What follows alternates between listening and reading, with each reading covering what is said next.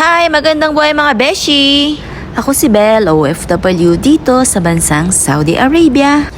Ito yung video kung saan ako ay pauwi ng Pilipinas at gusto ko sana i-share sa inyo ang unang pagkakataon na sasakay ako sa business class. Kaya't eto na, tara na! Iyan pala ay papunta ako sa Terminal 1 ng King Khalid International Airport dito sa Riyadh. At ayan nga, nandiyan na tayo sa loob at iniintay ko na lang magbukas ang check-in para makapag-check-in ako syempre ng aking mga luggage. At ayan, nagbukas na nga ang check-in ng Philippine Airline. At dito tinulungan nga ako ng service crew na maitulak at mailagay yung aking mga maleta sa check-in. 2 luggage ang allotted sa aking flight, 23 kilograms. At yung isa ay umabot na nga ng 25 pero hindi naman pinansin kasi yung isa ay 21 kilos lang.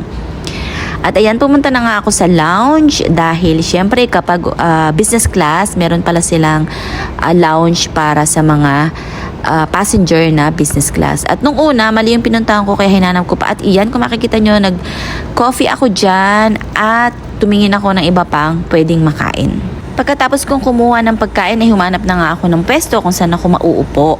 Pagkatapos ko nga palang kumain ay nag-ikot-ikot ako at meron din pala siya dyang sleeping area. So kung inaanto ka at matagal pa yung flight mo, pwede ka munang magpahinga dito or matulog. Pero hindi na ako pumasok dyan kasi ayoko maiwanan ng eroplano.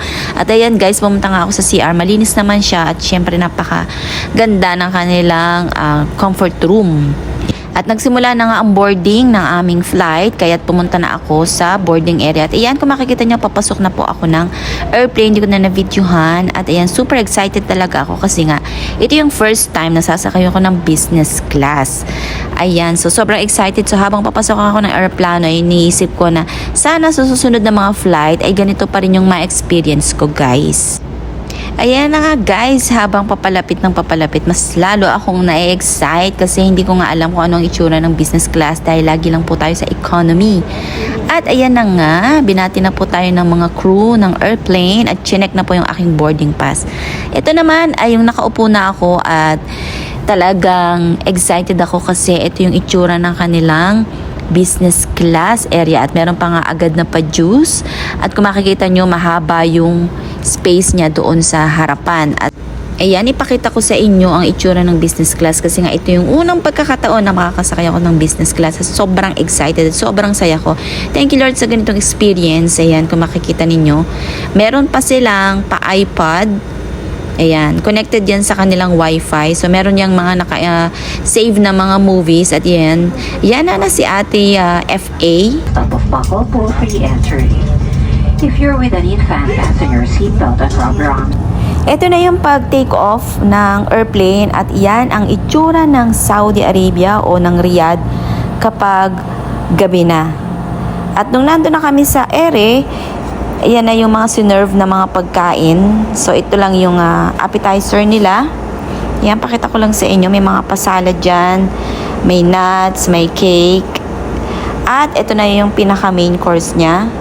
Ayan. So, beef yata yung kinuha ko. Hindi ko maalala. Pero sa tingin ko, beef yan. At meron pa nga silang pa-ice cream. Diba? Sobrang sosyal. At ito naman yung second meal. Sinerve nila ito bago kami landing. So, yan, bali pinaka-breakfast na yan. At ito na yung nasa ere na kami. At makikita nyo naman kung gaano kaganda yung mga ulap. At ganda ng langit, diba? Ayan, nakakatuwa lang. At iyan yung malapit na kami sa Pilipinas. At ito na pala, nandito na ako sa Philippines. Ayan yung aking luggage. Mabilis lang siyang lumabas kasi nga kapag business class, priority.